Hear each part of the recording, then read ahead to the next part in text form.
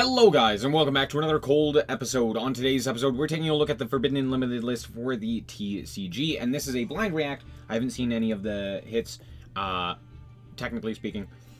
And, yeah, we're just gonna go through and, look at them, and, this is effective from December 10th, 2024, which is 2 days from now, when I'm recording this. Now, if you haven't seen, the most recent YCS, in Anaheim literally just happened and ended.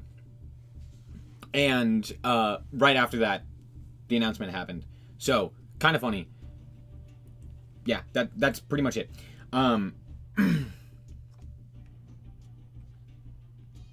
Yep. Okay, sorry. I saw Blaster here and I was like, am I on the wrong one? No, Blaster is still at 2 in the TCG. Okay. Blaster to 2, Pink to 2, Tiger to 2, Redox to 2, Airlifter to 3. Sorry, from 2 to 3. To 3 to 3 to 3. Tempest and Tidal to 3. Colossus to 3. Ib is at 3. Opening of the Spirit Gate going to 3 is interesting. Huh. Okay. That means there's likely other hits to Yugioh if this is the limitation, or if this is the change, if it's going from 1 to 3. So there's likely some sort of limitation in regards to Phantom or something else along those lines. But all of these are pretty inconsequential. Airlifter is actually notable. Rescue Ace is actually fairly decent as of right now. So yeah, Airlifter being unlimited is pretty interesting. Pretty much everything else is inconsequential. So there's that. Moving on to semi-limits. Cyberjars from 1 to 2. Why? That's my question. Why? Do we want people to play Cyberjar? I don't know. Danger Jackalope is from 1 to 2. Danger Tsuchinoko is from 1 to 2. I forgot these cards were limited. Because obviously they're not in the OCG. But yeah, they've been limited for so long in the TCG. But they're finally coming back. Ava's going back from 1 to 2. Monkey Board is going from 1 to 2. Interesting. Okay. Again, not really anything too interesting on here. The dangers are nice, but not really going to change much. I think for the most part, you wouldn't honestly play. I'm trying to think of a deck that would really care about this. I guess, like, Dark World would care, but not really, because they're more concerned with, like... Yeah, I guess, like, Dark World, but other than that, like, who cares? Moving on, we have Limitations. Chandra to 1. Chandra's at 1 in the OCG as well, which I'm, again, not surprised about. So, that's cool. Yeah, Chandra was literally also just in the finals of the most recent YCS, so, like to see that. I'm not a fan of Tenpai. You probably know that. I don't think it is very interesting. But, I just hope that they don't kill the deck. I hope it's still playable. My hit, in my mind, is actually just getting rid of Transcendent Dragion. I feel like, for the most part, that is the problematic card when it comes to Tenpai. But, alas, I don't hate the consistency hit. It also means that if you deal with the one Chandra, you don't have to deal with it again. Phantom of Yubel to 1. This is also pretty expected, especially with the previous limitation, or unlimit, I should say. Yeah, that's pretty much it. Cool. So... Song and Kaiman is also at 1. Huh. Interesting. Yup. Okay. So Tenpai is just, like, slaughtered, right? Because if I'm not mistaken, that means it's at 1. This Chandra's at 1, Field Spell's at 1, and the Quick Play's at 1. Which means the entire thing with Tenpai is that it is extremely consistent. Basically, any one of these cards that are all now limited did the full OTK combo, and now that is not the case. Huh. And now you can literally just hold your Ash for the Song and Kaiman, and then just immediately kill them, pretty much. So that's funny.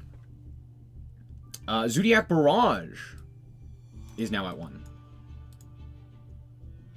I think they still don't have Trident, so cool. That doesn't change anything. Moving on to Forbidden. Gimmick Puppet Nightmare.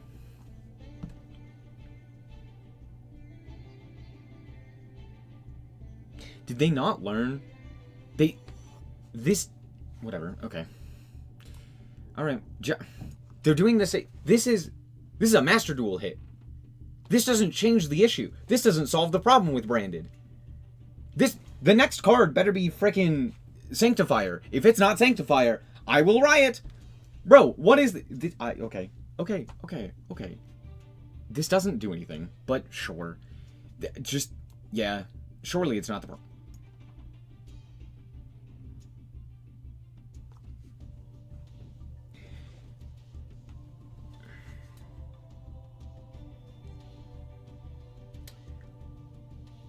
So Snake Eye has been meta since its release, clear back in, well, basically since the release of Poplar specifically, which was like 8 months ago or something along those lines. I could be wrong with the timeline, but you get the point. Snake Eye has been dominant, if not the best deck, one of the best decks, for quite some time. Hitting original Sinful Spoil changes the math on a lot of the cards, making them significantly weaker. This is one of the few bans that actually does something against Snake Eye, right? If you were to ban like Oak or something like that. Sure. I'm not a big fan of it, because I think Snake Eye as an engine is very interesting. In, you know, supplementary archetypes like Rescue Ace, like any sort of like fire-centric strategy that can utilize the original Sinful Spoil, like for example, Infernoble used to be able to, well, can still use the original Sinful Spoil to get into the level 1, which is pretty nice, and a bunch of other stuff like that. And I think it's a pretty cool card. So I'm not a fan of this hit in particular, because I think there's a very similar hit in terms of the power level of the deck, while still not cutting off the accessibility for it to be used in other decks and as like a supplementary engine, and that is Flomberg. If you hit Flomberg, I think, obviously, like, it's the big boss monster, it's the boss monster you want to go into, it's like the part of Snake Eye that does the Snake Eye stuff, but it is so clearly overtuned that, to me, that is very clearly not very clearly, but like, one of these two cards needed to be banned. I just would have preferred Flomberg. Either way, good limitation. I do like it. I think it's a good hit to Snake Eye. Likely we don't see Snake Eye popping up nearly as much, maybe as a rogue option still, but for the most part, this pretty much kills Snake Eye. Well, that's it. Huh.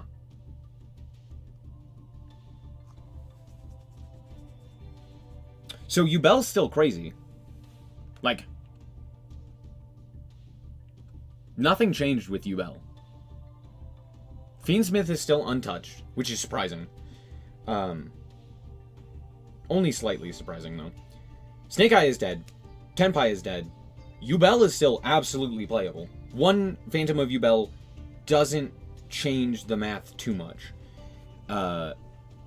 Like, yeah, now you can't use it as, like, a link material, but for the most part, that doesn't really matter, especially when you can still use the Fiendsmith stuff. So, for the most part, you're still ending on the exact same board, or you still can end on the exact same board. So, oh no? And, in fact, they even got stronger with the opening of the Spirit Gates. I would venture to say this Unlimit actually makes Yubel stronger. Now, granted, with that being said, Yubel isn't exactly the best deck right now, with Ryzeal and Malice being released in the TCG. Those two definitely seem, as well as Fiendsmith, they seem to be the dominant decks and the dominant strategies. Fiendsmith more as a supplementary engine, alongside things like Kashtira, but Fiendsmith definitely seems to be the takeaway from most of this. And then Malice and Ryzeal are definitely close contenders for, like, that top spot. And Yubel was still very good. Definitely up there as well. But now, I don't even know if it's a nerf, it's just kind of an adjustment. Because the one Phantom of Yubel matters, right? It's going from 3 to 1. Most players only played 2 anyway, so they're having to leave out 1 additional card, which doesn't really change much. The only thing that it changes is now you can't make one to protect your going first turn, and then be able to make a second one for the going second, or for the opponent's turn going second, or on turn 2. So That's kind of like the only difference that really changes with Yubel. But pretty much the exact same stuff is happening. So, this is a good hit. These are copium hits, to say the least. I kind of like the hits to Tenpai. I feel like there are better hits, but for the most part, it's fine. Hitting consistency against that deck is very useful. Phantom of Yubel is a great hit. Realistically, should probably be banned. The dangers are good. All of this stuff doesn't matter. This one, however, absolutely does. I'm surprised that this is still here. And, yeah, honestly, yeah, not much has changed. Like, that sounds really weird because Snake Eye is slaughtered and Tenpai is slaughtered. Those two were so prevalent for so long, but because of the new release from the most recent set, we are losing basically Tenpai. Yes, we're losing both Tenpai and Snake Eye, but overall, the metagame still remains pretty similar. You still have to deal with Yubel, you still have to deal with Ryzeal, and you still have to deal with Malice, and all of those basically force deck building and deck, like, decisions to be the same. So you're not really actually changing all that much in regards to how games are being played and how decks are being built. It's just that instead of Tenpai and Snake Eyes, it's Malice and Yubel, with Ryzeal and Fiendsmith kind of thrown in there as well, that you still have to deal with in, like, deck building and deck preparation and all of that jazz. So yeah, this is kind of nothing burger. That sounds really weird because, like, I'm sure every other YouTuber and every other thumbnail you've seen has been like, oh my gosh, this changes everything. I genuinely, yes, it changes the decks. It does not change the actual gameplay that is going to happen. Pretty much the same stuff is going to happen. Not much is changing. Hate to say it. But yeah, good hits overall though. I'm not, like, upset. It's just solid. Yeah, good limitations. Anyway, that's gonna be it. Thank you guys so much for watching. Hope that you guys did indeed enjoy it, and if you did, I like it very much appreciated. And remember to always stay frosty. Bye bye. Shout out to the Frost Guard, my members. Thank you guys so much for the support, and I hope you enjoy the content.